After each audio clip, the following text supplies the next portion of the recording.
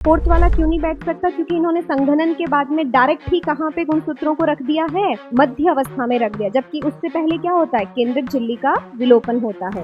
Heterozygous condition हो सकता है। ए बी वाला कभी नहीं बैठेगा जिसके अंदर ये आपका जीनोटाइप है। हालांकि पिछले काफी समय से पेडिग्री पूछा नहीं गया है, बट इस साल उम्मीद है कि पेडिग्री का एक क्वेश्चन आपसे पूछा जाए। हेलो बच्चों, कैसे हैं आप सभी? मैं आशा रखती हूँ कि आप सभी बहुत अच्छे होंगे और आप अपने नीट की तैयारी बहुत अच्छे तरीके से कर रहे होंगे। ठीक है ना? तो आप लोगों को बेटा बिल्कुल घबराने की ज़रूरत नहीं है। हमें ये सोच के तैयारी करनी है, जो बचा हुआ समय है ये सोच के कि हमारी तैयारी बहुत अच्छी चल रही है। ठीक है बेटा? तो आज हम कुछ ऐसे क्वेश्चन को डिस्कस करेंगे जो प्रीवियस ईयर्स में बहुत ज़्यादा पूछे गए हैं, है ना? उसी पैटर्न पे बहुत सारे क्वेश्चन बार-बार हर ईयर के अंदर वो क्वेश्चन के पैटर्न यही है, बट उनके अंदर जो भी डेटा है वो चेंज होते रहे हैं। ठीक है ना? तो चलिए हम ऐसे 30 क्वेश्चंस को डिस्कस करेंगे आज। सबसे पहला क्वेश्चन, कोशिका विभाजन के संबंध में ओमनी सेल्यूला ई सेल्यूला की अवधारणा सबसे पहले किसके द्वारा प्रस्तावित की गई? ठीक है ना? इस क्वेश्चन को पढ़ने से हमें ये पता चलता है कि प्रीवियस ईयर के अंदर कहीं ना कहीं हमें वैज्ञानिकों से संबंधित क्वेश्चंस भी पूछे गए हैं। तो हमें एनसीईआरटी में जहां जहां पर भी जिस जिस चैप्टर के अंदर भी वैज्ञानिक और उनके द्वारा किए गए जो कार्य है बेटा, वो हमें अच्छे से याद करने पड़ेंगे। ठीक है? तो अकॉर्डिंग टू दिस क्वेश्चन हमारा यहाँ पर आंसर क्या जाएगा बेटा? रुडोल्फ विर्चो, क्योंकि रुडोल्फ विर्चो ने ही सबसे पहले एक तरीके से आप कह सकते हैं कोशिका सिद्धांत का क्या किया था? अवधारणा को वापस से प्रतिपादित किया था, जिसमें उन्होंने बताया था कि जो स्लाइडेन एंड स्वान नहीं बता पाए थे। क्यों? क्योंकि स्लाइडेन एंड स्वान ने क्या कहा था बेटा कि जो भी पादप है या जंतु है उनका निर्माण कोशिकाओं से होता है, पर जब उनसे ये पूछा गया कि नई कोशिकाएं कैसे बनती है तब उनका आंसर उनके पास में नहीं था। तो वो आंसर किसने दिया था? रुडोल्फ विर्चो ने। तो उन्होंने ये कहा था कि नई कोशिकाएं जो भी होती है वो कहाँ से बनती है? जो पूर्व उपस्थित कोशिकाएं होती है उनके द्वारा निर्मित होती है। ठीक है? नेक्स्ट क्वेश्चन, गोल्जी उपकरण के संबंध में निम्नलिखित में से कौन सा कथन सही है? गोल्जी बॉडी, है ना? जब भी इस टाइप से भी क्वेश्चन बहुत पूछे जाते हैं बेटा, ये जैसे मान लो कोशिका एक आपका चैप्टर है, उसमें से मेनली हम क्या डिस्कस करते हैं? कोशिकांगों के बारे में, है ना? तो मान लेते हैं कि अभी तो इसमें क्या पूछा था इन्होंने? गोल्जी बॉडी का। हो सकता है आपको यहाँ कोई और कोशिकांग लिखा हुआ मिल जाए और उनसे संबंधित जो भी उनके फीचर्स होते हैं वो नीचे वे लिखे मिले आएंगे आपको, है ना? तो आपको मैच करना पड़ेगा। यह ग्लाइकोप्रोटीन और ग्लाइकोलिपिड के निर्माण का महत्वपूर्ण स्थल है, बिल्कुल सही है। यह एटीपी के रूप में कोशिकीय ऊर्जा का उत्पादन करता है, बिल्कुल गलत है। क्यों? क्योंकि ये काम कौन करता है? माइटोकॉन्ड्रिया करता है। तो ये तो आपका इसका ऑप्शन बैठेगा भी नहीं गोल्जी बॉडी के लिए। यह ईआर पर राइबोसोम द्वारा संश्लेषित प्रोटीन को संशोधित करता है। संशोधित का मतलब क्या हुआ बच्चों यहाँ पे? कि जो भी रॉ प्रोटीन, रॉ का मतलब होता है कच्चा प्रोटीन और लिपिड बनता है, उसकी पैकेजिंग, उसका संवेष्टन, है ना, उसकी प्रोसेसिंग कौन करता है? Golgi body. तो ये बिल्कुल सही बात बोल रहा है। यह आयनों के परिवहन को सुगम बनाता है। तो ये तो बेटा एक तरीके से हम मेम्ब्रेन की बात कर सकते हैं बेटा, मेम्ब्रेन के द्वारा होता है, तो ये भी गोल्जी बॉडी के द्वारा तो नहीं होगा। यह यांत्रिक सहारा प्रदान करता है, तो ये भी गोल्जी बॉडी के लिए यहाँ पे एप्लीकेबल नहीं होता है। यांत्रिक सहारे के लिए हम ईआर बोल सकते हैं, क्योंकि उसके अंदर जो सिस्टर्नी होती है वो पूरे साइटोप्लाज्म में बिखरी रहती है, तो कहीं ना कहीं वहां पर वो यांत्रिक सहारा दे सकती है। या फिर हम कह सकते हैं बेटा जैसे सूक्ष्म कंकाल होते हैं, है ना, माइक्रोफिलामेंट्स है, माइक्रोट्यूब्यूल्स है, साइटोस्केलेटन जो होते हैं वो यांत्रिक सहारा दे सकते हैं, पर गोल्जी बॉडी नहीं। तो इनमें इनके लिए सही कथन गलत का भी आ सकता है ना? क्वेश्चन का पैटर्न क्यों लेकर आए हैं हम? क्योंकि बार बार ऐसे क्वेश्चन पूछे गए हैं जिसमें या तो सही पूछा जाता है या फिर गलत। तो सही के लिए हमारा ए और सी यानी सेकंड आंसर इसमें हमारा क्या बैठेगा? सही बैठेगा। नेक्स्ट क्वेश्चन, निम्नलिखित स्तंभों का मिलान करें और सही विकल्प चुनिए। एक तीसरा पैटर्न आया बेटा हमारा जो पूछे जाते हैं प्रीवियस ईयर के क्वेश्चंस में, सूची कॉलम 1 एंड कॉलम 2। तो यहाँ पर आपको विभिन्न प्रकार के जो भी डेटा देंगे उसे आपको किससे मैच करना है? कॉलम सेकंड से मैच करना है। चिकनी एंडो यानी स्मूथ ईआर, एसईआर से रिलेटेड यहाँ पर कौन सा काम एप्लीकेबल होगा जो मैच करता है बेटा? तो यहाँ पर ग्लाइकोसाइलेशन, स्पिंडल गठन, लिपिड संश्लेषण और प्रोटीन। तो बेटा एसईआर तो मेनली किस में हेल्प करता है? लिपिड संश्लेषण में। खुरदरा आरईआर, आरईआर का मेन जो फंक्शन रहता है वो प्रोटीन के संश्लेषण में, क्यों? क्योंकि उन पर राइबोसोम होता है। गोल्जी बॉडी का मेनली किससे रिलेटेड हो गया? जो ऑप्शन यहाँ है हमारे, ग्लाइकोसाइलेशन। ग्लाइकोसाइलेशन का मीनिंग होता है कि जब पैकेजिंग होती है गोल्जी बॉडी के अंदर, तो उसके अंदर आपका जो भी ग्लूकोज होता है वो किसके साथ में जुड़ जाता है? प्रोटीन के साथ में। तो ग्लूकोज का प्रोटीन के साथ में जुड़ने से हमें क्या मिलता है? ग्लाइकोप्रोटीन बनता है ना। तो ये ग्लाइकोप्रोटीन अगर आपसे पूछा जाए कि कौन बनाने में हेल्प करता है, गोल्जी बॉडी ही तो करेगा। एंड सेंट्रियोल का काम क्या रहेगा? स्पिंडल फॉर्मेशन, तर्कु निर्माण। तो जब भी यहाँ पे किसी भी सेल में सेल डिवीजन होता है तो हम यहाँ पर इस तरीके से तारक काय बनाते हैं और इन्हीं से क्या निकलती है? स्पिंडल तंतु निकलते हैं, है ना, स्पिंडल फाइबर। तो ऑब्वियसली स्पिंडल फाइबर से ही क्या बनता है? आपका तर्कु का निर्माण होता है। तो अब इसमें मैच करिए बेटा, ए के साथ में सेकेंड, है ना, ए के साथ में सेकेंड हमारा फोर्थ ऑप्शन है, बी के साथ में फर्स्ट प्रोटीन का निर्माण, सी के साथ में हो जाएगा थर्ड, यानी कि हमारा फोर्थ ऑप्शन इसमें करेक्ट मैच होता है। नेक्स्ट क्वेश्चन, यस, निम्नलिखित में से कौन सा विकल्प माइटोसिस के दौरान घटनाओं का सही क्रम देता है? अब यहाँ पर मेनली आपको सेल डिवीजन के अंदर जो भी प्रोसेस चलते हैं उनके क्रम से रिलेटेड क्वेश्चन बहुत पूछे जाते हैं बेटा, है ना, फ्रिक्वेंटली पूछे जाते हैं, या फिर किसी भी अवस्था में क्या काम हो रहा है, ठीक है, वो भी पूछा जा सकता है। तो हम बेटा सारे क्वेश्चन तो नहीं ले सकते, बट आपको पैटर्न तो समझा ही सकते हैं हम कि ऐसे क्वेश्चन पूछे जा सकते हैं। तो यहाँ पे माइटोसिस में क्या होता है, सबसे पहले अगर मैं यहाँ पर ड्रॉ करते हैं अपन कि माइटोसिस के दौरान सबसे पहले हम कहते हैं जैसे प्रोफेज आता है ना, प्रोफेज के बाद में मेटाफेज आता है, मेटाफेज के बाद में एनाफेज, देन उसके बाद में टीलोफेज। ओके, तो अब यहाँ पे अपन को इनके अंदर क्या क्या चीजें होती है वो बताना है। तो संघनन, केंद्रक झिल्ली, यहाँ पे अगर हम ऑप्शन की बात करें तो यहाँ पे क्या आना चाहिए बेटा? केंद्रक झिल्ली, यानी कि केंद्रक झिल्ली जो होती है उसका वियोजन, केंद्रक झिल्ली का वियोजन क्या यहाँ पे हम कह सकते बेटा प्रोफाज में होता है? यस, केंद्रक झिल्ली का वियोजन कहाँ पे होगा?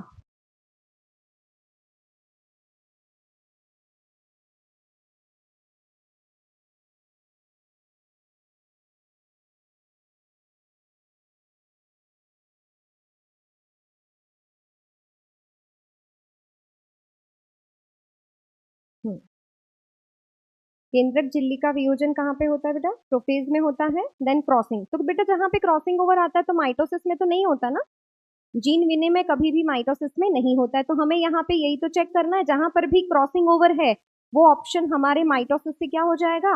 हट जाएगा। क्रॉसिंग ओवर को अच्छे से चेक कर लो, यानी कि हमारा पहला और तीसरा ऑप्शन तो यहाँ पे क्या हो गया? माइनस हो गया। अब आता है संघनन, केंद्रक झिल्ली का वियोजन, फिर आपके गुणसूत्र कहाँ पे आएंगे? मध्यावस्था में प्रेजेंट हो जाएंगे, सेंट्रोमियर का विभाजन, पृथक्करण और फिर टीलोफेज। तो ये ऑब्वियसली बेटा सेंट्रोमियर का डिवीजन कहाँ होता है? एनाफेज में ही होता है। और यहाँ पर एक चीज अगर हम बात करते हैं इस वाले पॉइंट में और इस फोर्थ वाले में, तो हमें यहाँ पर थोड़ा सा एक एक्स्ट्रा फीचर मिलता है, कौन सा? झिल्ली का वियोजन, यानी कि एक तरीके से केंद्रक झिल्ली हटेगी तभी तो सारे गुणसूत्र कहाँ पर आएंगे? झिल्ली पर आएंगे। तो इनमें से बेटर ऑप्शन हमारा कौन सा रहता है बेटा? सेकंड, जस्ट बिकॉज ऑफ ये स्टेप जो है वो किसका है? प्रोफेज का एक एक्स्ट्रा स्टेप हमारा आ जाता है। फोर्थ वाला क्यों नहीं बैठ सकता? क्योंकि इन्होंने संघनन के बाद में डायरेक्ट ही कहाँ पे गुणसूत्रों को रख दिया है? डायरेक्ट ही गुणसूत्रों को मध्य अवस्था में रख दिया, जबकि उससे पहले क्या होता है? केंद्रक झिल्ली का विलोपन होता है। तो वो चीज यहाँ पे सेकेंड ऑप्शन हमारा माइटोसिस के लिए बैठेगा। नेक्स्ट क्वेश्चन, अर्धसूत्री विभाजन की निम्नलिखित घटनाओं को सही क्रम में व्यवस्थित करें। ऐसा ही क्वेश्चन देखिए बेटा, ये फ्रिक्वेंटली क्वेश्चन पूछा गया है, अवस्थाएं पूछा है, सीक्वेंस पूछा है, घटनाएं पूछा है। तो इसमें हम सबसे पहले अगर हम बात करते तो हमें यहाँ पर सारे जो भी घटनाएं हो रही हैं उनकी अवस्थाओं का नाम लिख देना चाहिए। क्रॉसिंग ओवर किस में होता है बेटा? पैकाइटीन में होता है, ठीक है। सिनॉप्सिस किस में होता है? जाइगोटीन में, ठीक है। कियासमेटा का टर्मिनलाइजेशन किस में होता है? डायकाइनेसिस में। उपांति भवन, डायकाइनेसिस,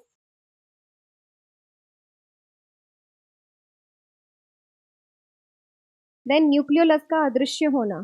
तो न्यूक्लियोलस भी अगर हम बात करते हैं, टर्मिनलाइजेशन की बात करते हैं, उपांति भवन तो ये कहाँ पे होता है आपका, डाइकाइनेसिस में होता है।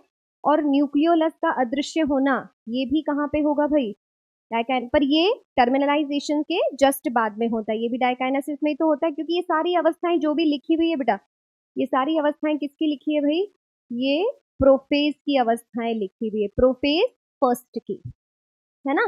तो लेट, प्रोफेज लेट की बात करते तो डाइकाइनेसिस आपका लेट अवस्था में ही तो कहते हैं अपन। ओके, अब यहाँ पे देखिए सबसे पहले कौन सी अवस्था आएगी हमारी, बी आएगी। तो बी से रिलेटेड देखिए हमारे पास में फर्स्ट ऑप्शन भी है, थर्ड भी है और फोर्थ, यानी कि आपका सेकेंड ऑप्शन तो नहीं बैठेगा। अब बी के बाद में क्या आएगा बेटा, यहाँ पे भाई बी के बाद में पैकाइटिन होगा ना, ए ऑप्शन आएगा। तो बी के बाद में ए ऑप्शन, अब बी के बाद में आपका ये ऑप्शन हट गया, इधर भी बी ए है, इधर भी आपका क्या है बेटा, बी ए है। अब न्यूक्लियोलस तो बेटा सबसे लास्ट में ही तो डिसअपियर होगा ना, तो आपका यहाँ पे क्या आ जाएगा, फर्स्ट ऑप्शन बैठेगा। ठीक है, तो यहाँ पे आपको सारी अवस्थाओं में क्या क्या घटनाएं होती है वो अच्छे से याद होनी चाहिए। Next question, ABO blood group प्रणाली के अनुसार पिता का रक्त B+ माता का A+ और बच्चे का O है, उनके संबंध में जीनोटाइप हो सकते हैं। बहुत अच्छा क्वेश्चन है ये। एक्चुअली क्या होता है बेटा कि यहाँ पर जो भी आपके ऑप्शंस क्वेश्चन में दे रखे होते हैं उसे ड्रॉ करना आना चाहिए, कि अगर हम यहाँ पर मान लेते हैं माता का ब्लड ग्रुप B है, तो हम ब्लड ग्रुप B को ऐसे भी लिख सकते हैं, हम ब्लड ग्रुप को कैसे लिख सकते हैं, ऐसे भी तो लिख सकते हैं, होमोजाइगस भी होता है ब्लड ग्रुप और हेट्रोजाइगस भी होता है जो डोमिनेंट होता है। और यहाँ पे पिता का जो रक्त समूह है, पिता का B है और माता का क्या बेटा A है, तो ए को भी हम कैसे लिख सकते हैं, कैपिटल ए, होमोजाइगस में भी लिख सकते हैं और हेट्रोजाइगस में भी लिख सकते हैं। ठीक है, अब ये कहना चाहते हैं कि बच्चे का ब्लड ग्रुप अगर ओ है, आप खुद बताइए ओ ब्लड ग्रुप कब हो सकता है, जब यहाँ से और यहाँ से आपका एलील आएगा आई ओ, तभी तो हो सकता है, अदरवाइज तो हमारे पास में कोई ऑप्शन ही नहीं है। तो इसका मतलब होमोजाइगस तो हो ही नहीं सकता है। ठीक है, तो अब यहाँ पे पॉसिबिलिटी देखिए कि क्या क्या पॉसिबिलिटी हो सकती है जिसमें हम कह सकते हैं कि उनका ब्लड ग्रुप क्या हो सकता है जीनोटाइप से रिलेटेड, है ना। तो हेट्रोजाइगस है, कोई दिक्कत नहीं है, ये देखिए बेटा, ठीक है, उनके संबंधित जीनोटाइप हो सकते हैं, ये हो सकता है, ये हो सकता है, कोई दिक्कत नहीं है। ये कभी भी नहीं हो सकता, ये कह रहे हैं ना उपयुक्त पूछ रहा है, तो ये होमोजाइगस नहीं हो सकता है, तो ये हमारा यहाँ पे ऑप्शन नहीं बैठेगा।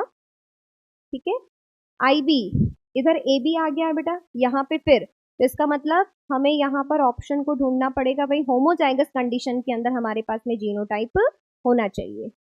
तो AB ब्लड ग्रुप वाला तो पॉसिबल ही नहीं है ना, क्योंकि AB ब्लड ग्रुप तो है ही नहीं किसी के अंदर, और AB ब्लड ग्रुप होगा तो फिर IO दोनों चाहिए ना इसके अंदर। ठीक है, तो आपका ये पॉसिबिलिटी हो सकती है आपकी, हेट्रोजाइगस कंडीशन हो सकता है, AB वाला कभी नहीं बैठेगा जिसके अंदर ये आपका जीनोटाइप है, ये नहीं बैठ सकता है। ठीक है, देन इसके अंदर आपका जो A और B होमोजाइगस कंडीशन भी नहीं हो सकता है, ये भी मैंने अभी आप लोगों को बताया था कि अगर आपको O ब्लड ग्रुप चाहिए, बच्चे का O ब्लड ग्रुप है तो उससे संबंधित जीनोटाइप, तो O ब्लड ग्रुप के लिए ये हेट्रोजाइगस ही आपका होमोजाइगस कंडीशन में बैठेगा, आपका केवल A ही बैठेगा बेटा, बाकी कोई भी ऑप्शन यहाँ पे नहीं बैठ सकता है। ठीक है, O ब्लड ग्रुप है भी नहीं यहाँ पे, ठीक है, ये भी हेट्रोजाइगस हो गया, यहाँ पे ये बैठ नहीं सकता है, तो इसमें आपका ये होगा माता पिता और ये बच्चे का जीनोटाइप IOI, तो इसका आंसर क्या होना चाहिए, केवल A। बहुत अच्छा क्वेश्चन है ये, जिसमें आपको माता और पिता के जीनोटाइप पता होने चाहिए, है ना, तीनों के जीनोटाइप दे रखे हैं यहाँ पे, ये ध्यान रखना, माता पिता और बच्चे का, तो जीनोटाइप क्या होना चाहिए वो आना चाहिए आपको।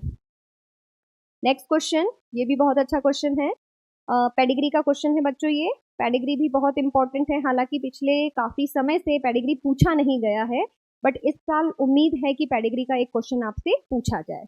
चलिए, सबसे पहले यहाँ पर एक्स सहलग्न, है ना, आपका पहला ऑप्शन क्या हो जाएगा, एक्स सहलग्न अप्रभावी। तो जब भी पेडिग्री आती है बेटा उसको पहले सॉल्व करना आना चाहिए। ओके, कैसे कि जैसे मान लेते हैं आपने पहला माना एक्स लिंक्ड रिसेसिव माना, तो रिसेसिव के लिए हमें यहाँ पर क्या लिखना पड़ेगा, XCY लिखेंगे, और यहाँ पर आपका क्या लिख सकते हैं अपन, कैरियर बना सकते हैं, भाई हम चाहते हैं कि हम जो सोच रहे हैं उसको प्रूव करें, है ना, तो आपने कैरियर माना। ये जो लड़की है बेटा, यहाँ का XC और यहाँ का XC, यहाँ पर प्रोबेबिलिटी है कि ये लड़की क्या हो सकती है, रोगी हो सकती है, क्योंकि उसको माता और पिता से क्या मिल रहा है, XC रिसेसिव जीन मिल रहा है। इनकी शादी एक नॉर्मल लड़के से हुई, तो बेटा यहाँ पे अगर ये नॉर्मल लड़के से इसकी शादी हुई, तो यहाँ पर ये जो लड़का है, ये बेटा ये नॉर्मल कैसे आ सकता है, जबकि यहाँ से एक न एक तो XC आएगा ही, तो फिर ये लड़का नॉर्मल नहीं हो सकता, भाई डिजीज होना चाहिए, जबकि हमारी पेडिग्री में डिजीज नहीं है। तो आप जो एक्स लिंक्ड रिसेसिव मान रहे हो वो आप प्रूव नहीं कर पा रहे, और जब कोई चीज आप पेडिग्री में प्रूव नहीं कर पाते हो तो वो पेडिग्री संभव नहीं होती है। फिर आता है ऑटोसोमल रिसेसिव, इसको मान के देखते हैं। ऑटोसोमल रिसेसिव के अंदर मान लेते हैं ये जब नॉर्मल होगा तभी तो होगा, और इसको हम क्या मान लेते हैं, हेटेरोजाइगस। तो अब स्मॉल ए और स्मॉल ए, ये लड़की हो सकती है, लड़का आपका कैसा हो सकता है बेटा, हेटेरोजाइगस। अब इनको बीमारी नहीं है बच्चों को, तो नहीं होने की प्रोबेबिलिटी क्या होगी, capital A small A, capital A small A. होने की प्रोबेबिलिटी बच्चों में क्या, अच्छा इनकी शादी एक ऐसे व्यक्ति से हुई है जो हेटेरोजाइगस हो सकता है, तो ये लड़का जो हुआ था इनके थ्रू वो भी हेटेरोजाइगस, इस लड़की की जिससे शादी हो रही है वो भी हेटेरोजाइगस हो सकता है। तो ये दोनों मिलकर यहाँ पर होने की प्रोबेबिलिटी भी शो कर रहे हैं और नहीं होने की भी कर रहे हैं। इधर देखिए, ये लड़का अगर इनका हम क्रॉस करवाते हैं तो ये हेटेरोजाइगस हो सकता है, लड़की भी हेटेरोजाइगस हो सकती है, और इस लड़की के अंदर और लड़के के अंदर ये जीनोटाइप प्रोबेबिलिटी हो सकती है। आप इसको बिल्कुल नहीं कह सकते कि आपने कैसे यहाँ पर लिखा है, क्योंकि हमारे पास में जीनोटाइप जो हम बोल रहे हैं हम उसको यहाँ पे पुट कर रहे हैं। यहाँ पर हम हेटेरोजाइगस ले सकते हैं, तो नहीं होने की प्रोबेबिलिटी और होने की दोनों है बेटा यहाँ पे, पर हमारे पास में जो यहाँ दे रखा है वो क्या है आपका, capital A small A, capital A small A. नहीं हो रहा है, हो सकता है इनका जो थर्ड बच्चा होगा वो डिजीज भी हो सकता है, ठीक है। तो आपका ऑटोसोमल रिसेसिव कंडीशन हो सकती है। नेक्स्ट बात करते हैं हम यहाँ पे एक्स लिंक्ड प्रभावी। एक्स लिंक्ड प्रभावी के लिए अगर मैं यहाँ पर इस तरीके से लिखना चाहूँ, क्योंकि आपका एक ही जो जीन होता है एक्स लिंक्ड वो आपको डोमिनेंट शो करेगा, इधर हमें सिंपल लिखना पड़ेगा इस तरीके से, ठीक है। तो ये लड़का जो है ये नॉर्मल कैसे हो गया भाई, मतलब सॉरी, ये लड़का जो है ये डिजीज कैसे हो गया, इनके पास में तो कोई फीमेल से ऐसा जीन ही नहीं है जो डिजीज कॉज करे डोमिनेंट, तो इसका मतलब ये नहीं हो सकता है। क्यों, क्योंकि यहाँ पर ये बच्चा जो है वो डिजीज कैसे हुआ, आप खुद सोचिए इसको, तो आपका ये कंडीशन फॉलो नहीं हो सकती है। नेक्स्ट आता है आपका ऑटोसोमल प्रभावी। अगर मानते हो तो ऑटोसोमल प्रभावी के अंदर अगेन आप क्या कर सकते हो कि ये प्रभावी है तो आपको इस तरीके से स्मॉल ए और यहाँ पर आपको कैपिटल ए स्मॉल ए कर सकते हैं, ठीक है। अब इसको होने का प्रोबेबिलिटी कैपिटल ए स्मॉल ए हो सकता है, नहीं होने का स्मॉल ए, और यहाँ पर होने का क्या हो जाएगा, कैपिटल ए स्मॉल ए हो सकता है। अब जब आप यहाँ पर इसको क्रॉस करवाएंगे तो नहीं होने का प्रोबेबिलिटी इस तरीके से हो सकता है। अब नहीं होने का स्मॉल ए स्मॉल ए स्मॉल ए स्मॉल ए, है ना, यहाँ पर भी नहीं होने का स्मॉल ए मिल रहा है। पर बेटा जब इनके पेरेंट्स के पास ही नहीं है डोमिनेंट, तो फिर इनके बच्चों में ये डिजीज हुई कैसे, जिसका मतलब आप ऑटोसोमल डोमिनेंट भी नहीं मान सकते हैं। इसका मतलब हमारा ये जो पेडिग्री है वो किसको फेवर करेगा, वो करेगा आपका ऑटोसोमल रिसेसिव को फेवर करेगा। तो जब भी नीट में क्वेश्चन आता है बच्चों, इसे आप ड्रॉ करके देखना तभी आंसर, ऐसा नहीं कि फर्स्ट जनरेशन तक आंसर आ गया तो आप उसी को माने, हो सकता है नीचे पेडिग्री सॉल्व करे तो वो कंप्लीट ही ना हो। नेक्स्ट क्वेश्चन, मेंडल का स्वतंत्र वर्गीकरण नियम उन जीनों के लिए सही नहीं है जो एक ही गुणसूत्र पर निकट होते हैं, ठीक है। स्वतंत्र अपव्यूहन का नियम वहां पर क्या होगा, एप्लीकेबल नहीं होता है जब पास में होते हैं। निकट संबंधित जीन स्वतंत्र रूप से अपव्यूहन करते हैं, गलत, ये भी गलत है बेटा। जो जीन पास पास में होंगे वो कभी भी स्वतंत्र अपव्यूहन नहीं कर सकते, तो दोनों ही स्टेटमेंट क्या हो जाएंगे, गलत। तो यहाँ पे देखिए बेटा, दोनों ही स्टेटमेंट यहाँ पे क्या होंगे, निकट संबंधी वर्गीकरण करते हैं। ए सही नहीं है लेकिन आर सही है, नहीं, दोनों ही सही है, नहीं, बिल्कुल व्याख्या नहीं करते हैं, हाँ व्याख्या करते हैं बेटा। तो यहाँ पे आप कह सकते हो कि ये पास में स्वतंत्र अपव्यूहन नहीं कर सकता है, तो आर और यहाँ पे दोनों सही, यहाँ पे क्या आना चाहिए बेटा, दोनों ही सही नहीं है, ठीक है। तो साथ में होंगे तो कभी भी स्वतंत्र अपव्यूहन, इसलिए वो क्या कर रहे हैं, सही व्याख्या को भी कर रहे हैं। नेक्स्ट क्वेश्चन, यस, समुद्री अर्चिन डीएनए में जो डबल स्टैंडर्ड है 17% बेस साइटोसिन है, यानी सी बराबर हमारे पास में कितना है, 17% है। चारगाफ के रूल के अकॉर्डिंग C का जितना भी नंबर होता है वो इक्वल्स टू किसके होता है, G। तो अगर आपका C 17% है तो G भी कितना होगा, 17% ही होगा। तो यहाँ पे आप देख सकते हैं बेटा कि जो भी G अगर आपके पास में 17 है तो आप उसको एक छोटा सा हमें हिंट मिल जाता है। तो हमारे पास में G के लिए आपका एक तो ये ऑप्शन आ रहा है और एक ये ऑप्शन आ रहा है, ठीक है। अब यहाँ पर हमारे पास में A और T हमेशा क्या होते हैं, बराबर। तो आप इनको प्लस करेंगे, कितना हो गया भाई, 7 and 7 14 1, ये 34% आपका क्या हो गया, C और G हो गया। अब इसको आप 100 में से क्या कर दीजिए, माइनस कर दीजिए। 100 में से माइनस करेंगे आप तो यहाँ पर आपके पास में जो भी डेटा आएगा जस्ट आप उसका क्या कर दोगे, हाफ कर दोगे। अब यहाँ पे जब भी अगर मान लो आपको लेट हो रहा है या आपको ऐसा लगता है कि अरे हमारे पास टाइम कम है, तो जो दोनों इक्वल है बेटा, टोटल हमें कितना करना है, 100 ही तो करना है। तो ये 66 अगर हम बात करते हैं तो यहाँ पे क्या हो जाएगा, 66, क्योंकि आप 100 में से ये माइनस करेंगे तो आपके पास में क्या ऑप्शन आ जाएगा, 66% आ जाएगा। और 66 का आप हाफ करेंगे तो 33 और 33 आ जाएगा, ठीक है। तो ये इसका हाफ करिए, 33% ठीक है। तो इसका पहला ऑप्शन हमारे पास में क्या रहेगा, सही रहेगा। और ये तो वैसे भी सही नहीं होगा बेटा, ए और टी देखिए ना डिफरेंट डिफरेंट है।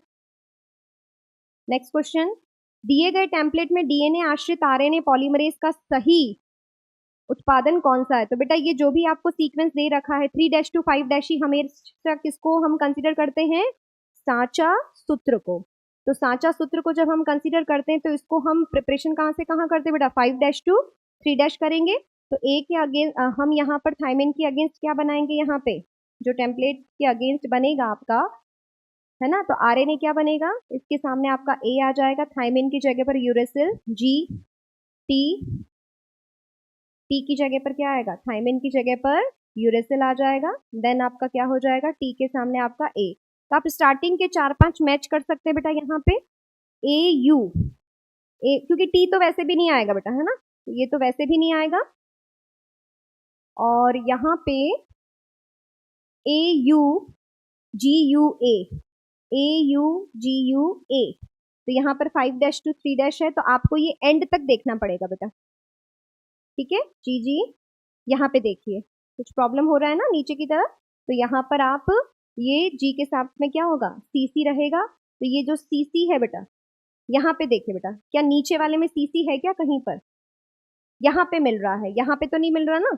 ये यहाँ पे आप क्या कर देंगे, इसको क्रॉस कर देंगे, दो ऑप्शन हमारे नहीं बैठ रहे हैं। अब इसमें और इसमें देखना है UA CCG, फिर अगेन यहाँ पर UU, यानी कि आपको यहाँ पे थोड़ा सा पेशेंस रखना पड़ेगा बेटा। ऐसे में हो सकता है कभी कभी ए के सामने क्या आएगा, थायमिन की जगह पर यूरेसिल आएगा। तो 3 कंटिन्यूस, तो यहाँ पे ये G, देन उसके बाद में ये कंटिन्यूस इस तरीके से आ जाएगा। इधर देखिए ये आया। यहाँ पे कुछ डिफरेंस ACC के बाद में ACC GU, और ये यहाँ पे अगेन U, देन यहाँ पे 3GG है बेटा, यहाँ पे कितना है, अब यहाँ कंटिन्यूस देखिए कि क्या कंटिन्यूस यहाँ पर G के सामने ऊपर क्या आना चाहिए, CCC। तो इधर देखिए CCA है यहाँ पे, जबकि यहाँ पर A के सामने थायमिन की जगह पर क्या आएगा, यूरेसिल। यहाँ पे क्या दे रखा है आपका, सिर्फ G। तो इसका मतलब ऐसे क्वेश्चन में प्लीज बेटा आप लोगों को थोड़ा सा पेशेंस रखना पड़ेगा कि एग्जैक्ट आपका मैच होना चाहिए, ठीक है।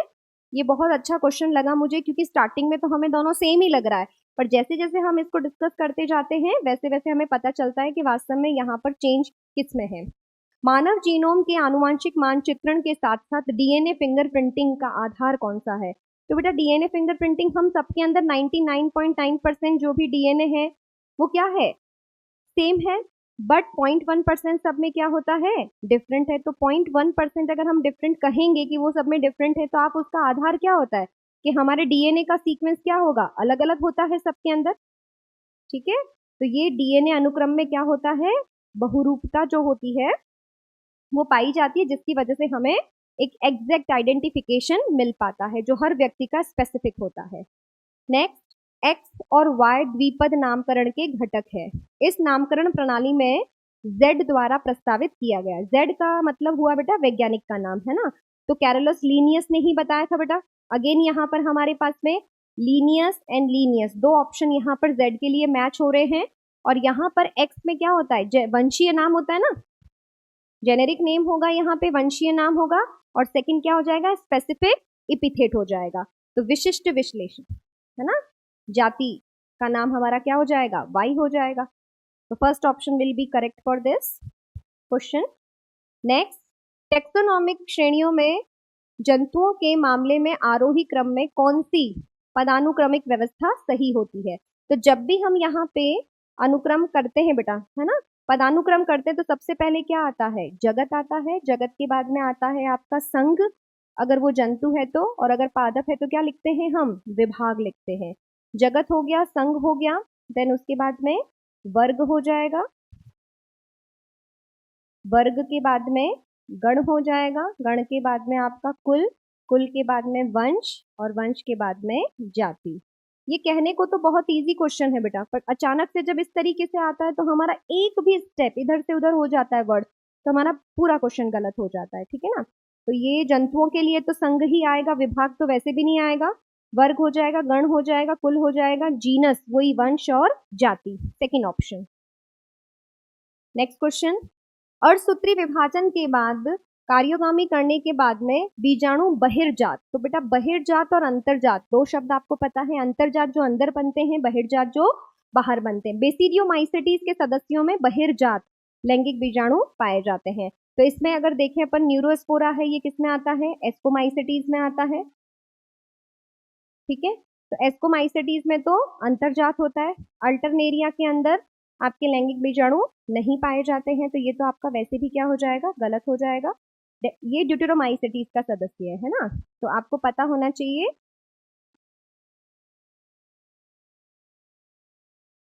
माइसेटीज विभाग का नाम पता होते ही हमें थोड़ा सा हिंट मिल जाता है।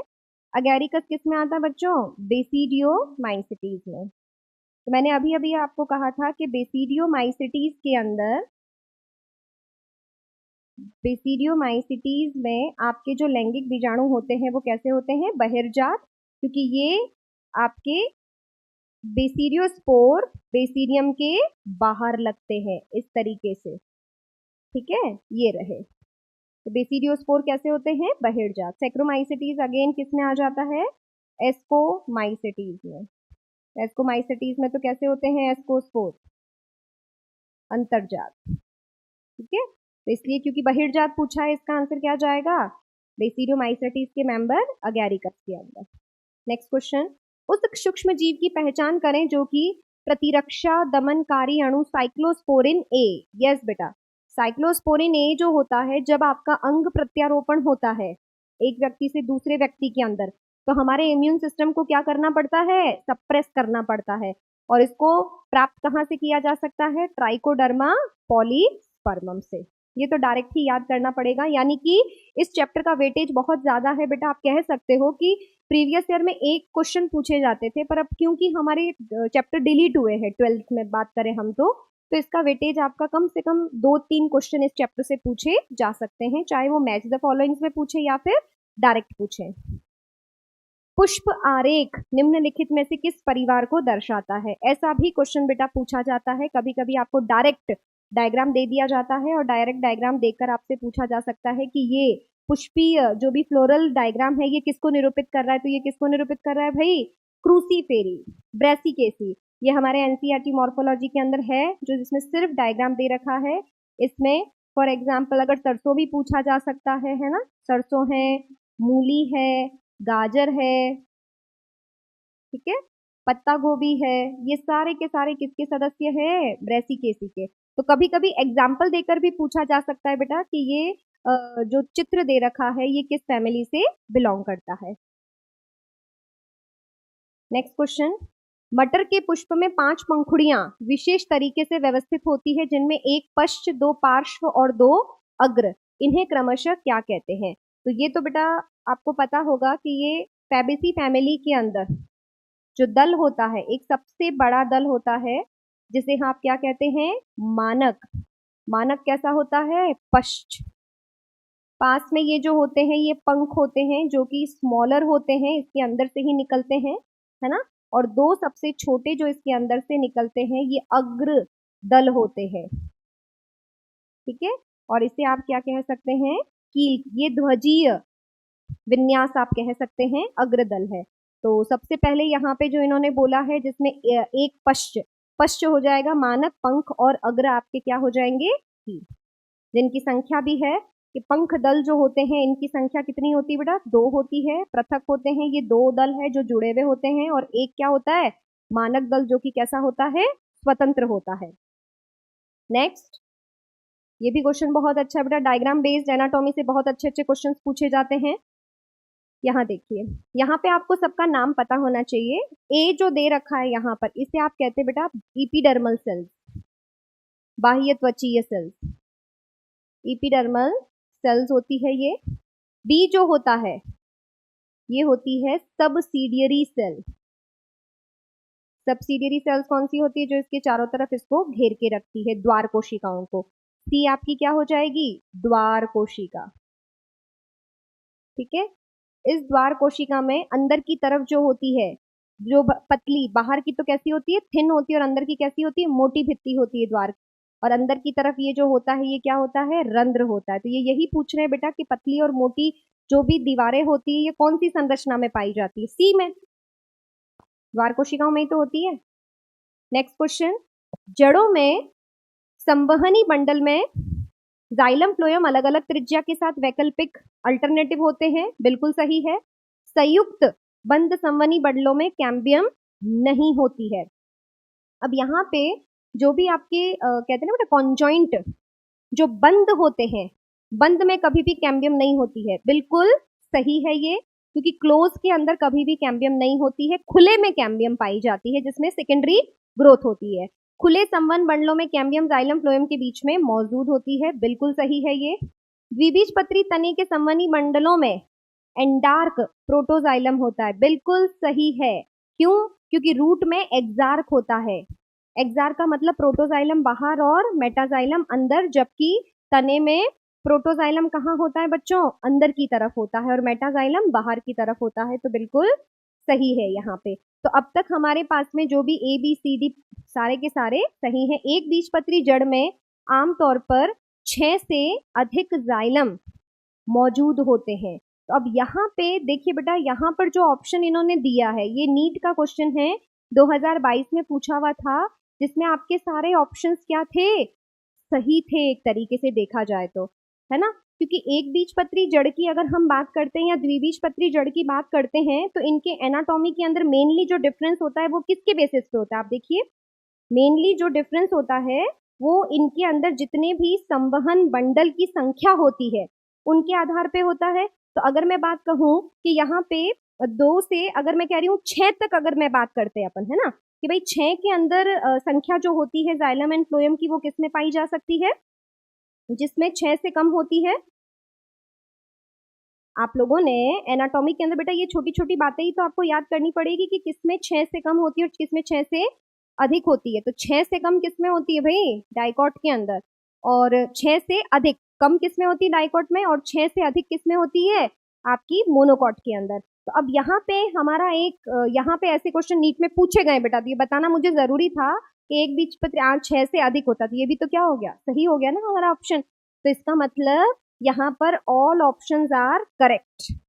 आई बात समझ में। तो ये हमारा ए बी सी डी सारे के सारे ऑप्शंस यहाँ पे सही बैठ रहे हैं, कोई भी दिक्कत नहीं है यहाँ पे। तो इसके अंदर हमारा ऑप्शन कोई भी नहीं मैच हो रहा। तो बेटा कभी कभी ऐसा भी होता है नीट में, है ना, थोड़ा सा पेशेंस रखना। ये मैं इसलिए बता रही हूँ, ये क्वेश्चन ही मैं इसीलिए लेकर आई थी, क्योंकि कभी कभी क्या होता है बेटा, जब हमारे पास में ऑप्शन मैच नहीं होता ना, हम कुछ भी टिक करके आ जाते हैं, ये तो ठीक है, बोनस मिल जाता है। बट अगर मान लो रूल्स आ गए, तो अगर आपके पास में रूल आ गया कि किसी बच्चे ने अटेम्प्ट किया, उसे नहीं मिलेगा, क्योंकि उसे पता ही नहीं है कि सारे ऑप्शन सही है, तो उस समय थोड़ा सा आपको ध्यान रखना है। ठीक है, आप इसको अच्छे से ऐसे क्वेश्चंस की भी प्रैक्टिस करके जाइए जो प्रीवियस ईयर के अंदर बोनस मिले हैं। तो इससे एक बात तो बेटा सिद्ध हो जाती है कि नीट के पेपर में भी कभी ना कभी ऐसा कोई ऑप्शन आ सकता है, तो इसमें ऑल ऑप्शंस क्या होंगे, करेक्ट होंगे, ऑल आर करेक्ट, सारे के सारे सही ऑप्शन है इसके अंदर, है ना, कोई भी गलत नहीं है। ठीक है बच्चों, नेक्स्ट क्वेश्चन, यस, दी गई आकृति के बारे में सही विवरण करिए। ये जो डायग्राम दे रखा है बेटा, ये पुष्पीय पादपों में लैंगिक जनन के अंदर मक्के का जो भुट्टे का डायग्राम रहता है, कॉप का डायग्राम दे रखा है, तो ये बेसिकली क्या है, आपके एक्सपोज्ड पुंकेसर हैं ताकि वायु परागण अच्छे से हो सके। ठीक है, तो क्लिस्ट्रोगैमस में स्वपरागण को दर्शाते हैं, तो ये तो हो नहीं सकता बेटा, ये तो क्या है, एक्सपोज्ड कंडीशन में दिख रहे हैं। सघन पुष्पक्रम जो स्वपरागण को दर्शाता है, नहीं, एक्सपोज्ड में स्वपरागण क्यों होगा बेटा, परपराग, तो वायु परागण वाले पुष्पक्रम जिसमें आपके अच्छी तरह से क्या होते हैं, पुंकेसर बाहर की तरफ एक्सपोज्ड होते हैं।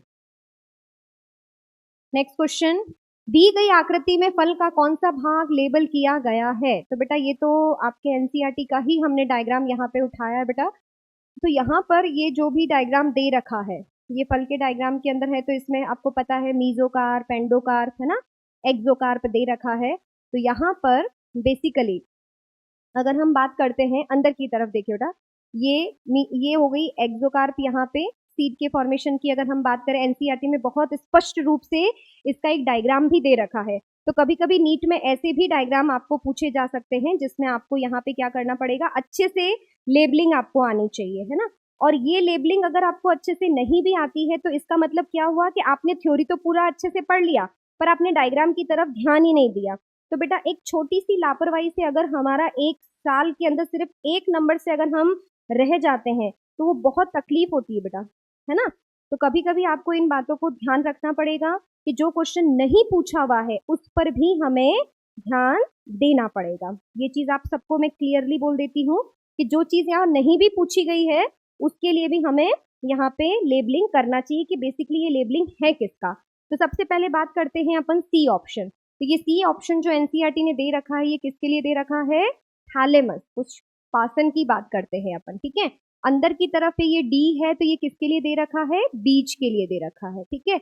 यहाँ पर ये जो आपको ए पॉइंट दिख रहा है, अब आप भली चाहे बेटा कि यहाँ पर क्या हमें सारा का सारा एक्सोकार्प एंडोकार्प ये सब दे रखा है क्या, तो वो हमें नहीं सोचना है। यहाँ पर हमारे पास में दो ऑप्शन है कि एक तो हो जाएगा आपका एंडोकार्प जो एनसीईआरटी ने यहाँ पे ले रखा है एंडोकार्प, और ये क्या हो जाएगा जो अंदर की तरफ दे रखा है ये दे रखा है मीजोकार्प दे रखा है ना। यानी कि यहाँ पर एक तरीके से ईपी कार्प का कहीं पर भी जिक्र नहीं है। तो थोड़ा सा आपको यहाँ पे ध्यान रखना पड़ेगा कि जो एनसीईआरटी का डायग्राम है वो एनसीईआरटी का ही फॉलो करना पड़ेगा। आप यहाँ पर अगर आप ईपी कार्प लिख कर आ गए तो वो आपका आंसर नहीं माना जाएगा। तो अब मैच करिए बेटा, इसके अंदर डी आपके सीड है जो अंदर की तरफ है, बिल्कुल सही है, बिल्कुल सही है ये। फिर है आपका ए मीजोकार्प है, ठीक है, बिल्कुल ये भी सही है। बी आपका एंडोकार्प है, बिल्कुल सही है। सी आपका थैलेमस है, बिल्कुल सही है। मतलब है तो सारे ही सही, पर यहाँ पर ऐसा कौन सा भाग है जो कि फल का है बेटा, जो कि आपको एक तरीके से क्या कहते हैं, असत्य फल कहा जाता है। तो असत्य फल के लिए क्या होगा, पुष्पासन खाने योग्य भाग होता है ना, तो सी ऑप्शन जाएगा आपका। थैलेमस खाने योग्य भाग होता है इसीलिए तो असत्य है। कितना अच्छा क्वेश्चन बनाया है बेटा ये, है ना। ऐसे क्वेश्चन भी नीट में पूछे जा सकते हैं। थोड़ा सा आप लोगों को एनसीईआरटी के डायग्राम्स को भी अच्छे से करके जाना बच्चों, ठीक है। नेक्स्ट क्वेश्चन, इस आलेख में 3 बेसिक एरोबिक श्वसन के बारे में बता रखे हैं बेटा चरण, ये भी बहुत अच्छा क्वेश्चन है बच्चों श्वसन का। तो यहाँ पे देखिए सबसे पहले पाथवे 1 है, तो पाथवे 1 में हम बात करते हैं ग्लाइकोलाइसिस की, ग्लाइकोलाइसिस।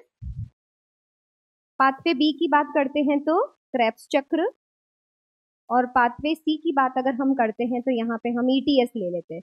तो बेटा सिंपल क्वेश्चन है, यहाँ पर आपको ये बताना है कि सबके अंदर ऐसा कौन सा है जो कॉमन बनता है बेटा, सभी के अंदर, सभी में किसका फॉर्मेशन होता है, तो सभी में किसका, एटीपी तो बनेगा ही बनेगा बेटा। ईटीएस का मेन मकसद एटीपी है। क्रेब्स साइकिल में भी आपका जीटीपी एक एटीपी के बराबर ही तो होता है, और ग्लाइकोलाइसिस में डायरेक्ट एटीपी बनता ही है, ठीक है। बाकी सारी चीजें एक जैसी सब में नहीं बनती है। क्रेब्स चक्र के लिए कौन सा कथन गलत है, चक्र में 3 बिंदु हैं जहां NAD से NADH2 रिड्यूस होते हैं, सही है, बिल्कुल सही है। चक्र में एक बिंदु जहां FAD से FADH2 में होता है, बिल्कुल सही है। सक्सिनाइल कोएंजाइम को सक्सेनिक एसिड में परिवर्तित करने के लिए जीटीपी का अणु बनता है। पायरुविक एसिड के साथ में एसिटल कोण संघनन की शुरुआत जिससे साइट्रिक एसिड बनता है। अब यहाँ पे पायरुविक एसिड के साथ में एसिटल कोएंजाइम में बोल रहा है बेटा, तो ये तो पायरुविक एसिड के साथ थोड़ी होगा, किसके साथ में होगा? ऑक्जेलो एसिटिक एसिड के साथ में। तो ये तो गलत हो गया, ये तो सही था ही। तो आपका फोर्थ ऑप्शन क्या हो जाएगा? गलत हो जाएगा। नेक्स्ट क्वेश्चन, फोटोसिंथेसिस में प्रकाश से स्वतंत्र अभिक्रियाएं कौन सी होती है? डार्क रिएक्शन, क्योंकि ये तो आपकी लाइट रिएक्शन है बेटा, ये लाइट रिएक्शन है, ये भी लाइट रिएक्शन है, ये आपकी कैसी हो जाएगी? डार्क रिएक्शन हो जाएगी। ठीक है बेटा, तो यहाँ पे, और ये ल्यूमन भी किससे रिलेटेड है भाई? लाइट रिएक्शन से ही रिलेटेड है, तो इसका थर्ड ऑप्शन होगा। नेक्स्ट क्वेश्चन, कीमियो ऑस्मोसिस के माध्यम से एटीपी संश्लेषण के दौरान ऊर्जा की फॉर्मेशन के संबंध में निम्नलिखित में से कौन सा कथन सही नहीं है? तो एटीपी फॉर्मेशन कब होता है बेटा? एटीपी फॉर्मेशन होता है जब इस थैलेकॉइड की झिल्ली के अंदर आपका F0 F1 पार्टिकल के थ्रू प्रोटॉन कहाँ जाता है? स्ट्रोमा के अंदर जाता है। ये आपकी क्या हो जाएगी? थैलेकॉइड की ल्यूमन हो जाएगी। तो इसमें से प्रोटॉन झिल्ली के स्ट्रोमा पक्ष में NADP का NADPH2 में अपचयन, प्रोटॉन ग्रेडियंट का टूटना। यस, प्रोटॉन ग्रेडियंट टूटता है तभी तो, पहले ग्रेडियंट बना था, अब ये ग्रेडियंट क्या होगा? टूटेगा। तो ग्रेडियंट टूटने, क्यों? क्योंकि यहाँ पर उच्च सांद्रता से कहाँ जा रहा है? उच्च हाइड्रोजन से ये निम्न हाइड्रोजन की तरफ जा रहा है, तो ग्रेडियंट क्या हो रहा है? टूट रहा है। सेकेंड ऑप्शन जाएगा इसका। नेक्स्ट क्वेश्चन, प्रकाश संश्लेषण की दर को प्रभावित करने वाले कारकों के संदर्भ निम्नलिखित में से कौन सा कथन सही नहीं है? नहीं को ध्यान देना बेटा। CO2 निर्धारण के लिए प्रकाश संतृप्तिपूर्ण 10% होता है, बिल्कुल सही है। वायुमंडलीय CO2 सांद्रता 0.05 तक बढ़ाने से CO2 निर्धारण दर में वृद्धि हो सकती है, बिल्कुल सही है बेटा, क्योंकि 0.05 के बाद में वो क्या होगा? नेगेटिव इफेक्ट देने लगता है। C3 पौधों में उच्च तापमान पर बेहतर प्रकाश संश्लेषण के साथ में प्रतिक्रिया करते हैं, जबकि C4 पौधे बहुत कम इष्टतम होता है। गलत, उल्टा कर दिया बेटा। C3 में क्या होता है? निम्न तापमान होता है, C4 में उच्च तापमान होता है। टमाटर एक ग्रीन हाउस फसल है जिसमें उच्च उपज के लिए CO2 समृद्ध, बिल्कुल सही है बेटा। क्यों?